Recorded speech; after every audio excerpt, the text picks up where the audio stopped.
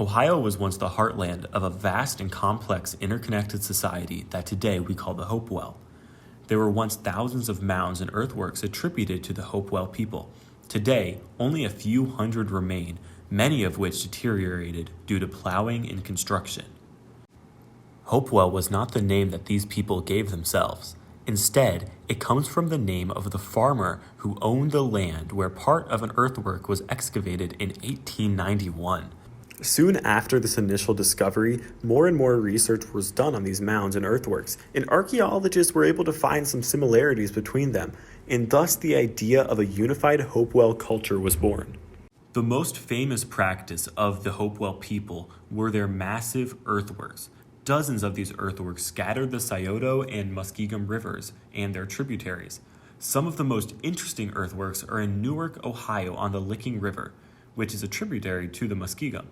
These massive earthworks spanned over 3,000 acres and is the largest earthen enclosure in the world. The Great Circle earthwork still stands today and has walls over 8 feet high and spans 1,200 feet in diameter. The Octagon earthwork is a lunar observatory which aligns with multiple astronomical events, including the northernmost part of the lunar cycle, which happens only every 18.7 years. Earthworks like the Newark Octagon show that the Hopewell had a deep understanding of astronomical processes.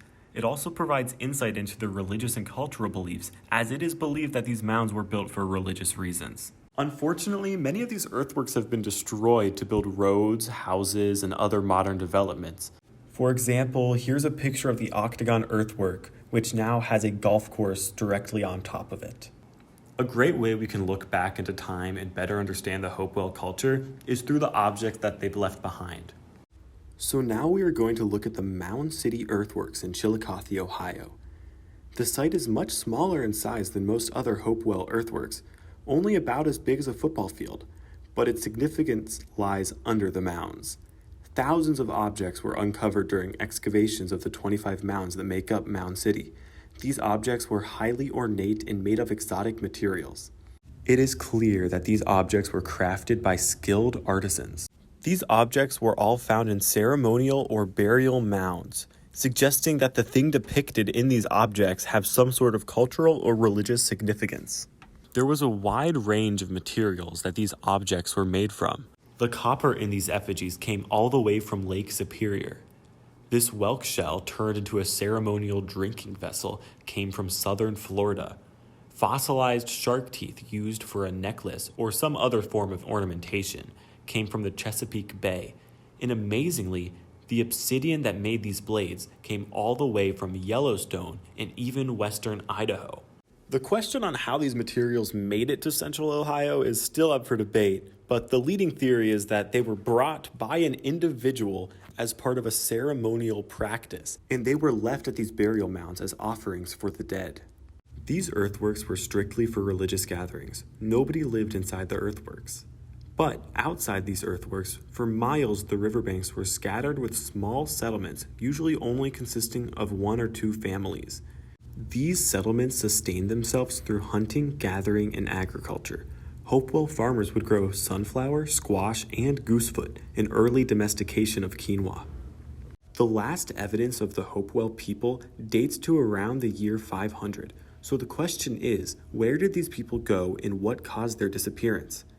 This question has stumped archaeologists for centuries, and the answer is constantly changing. It was first believed that the Hopewell people transitioned into the Fort Ancient people, much like how the Adena transitioned into the Hopewell. But recent DNA testing has disproved this theory. One of the more interesting theories just came out this year from the University of Cincinnati. They claim that the reason for the rapid decline of Hopewell culture was due to a meteorite impact in the Ohio River Valley. This theory is backed up by indigenous oral histories and archaeological evidence. But the Hopewell were not wiped off the face of the earth. The question of who today has Hopewell heritage is a complex one. Due to just how vast Hopewell culture was, many modern nations trace their lineage back to the Hopewell. Modern-day DNA testing of samples taken from Hopewell burial sites shows that the Choctaw, Chickasaw, Muskegee, Osage, Pawnee, Wichita, Otoe, Iowa, Ho-Chunk, and Dakota all have ancestors in the Hopewell people. Although the Hopewell people are no longer around today, their legacy still carries on in the oral histories and traditions of many modern nations. As well, places like the Hopewell Culture National Historical Park are working with Indigenous peoples to restore and preserve Hopewell earthworks and culture for generations to come.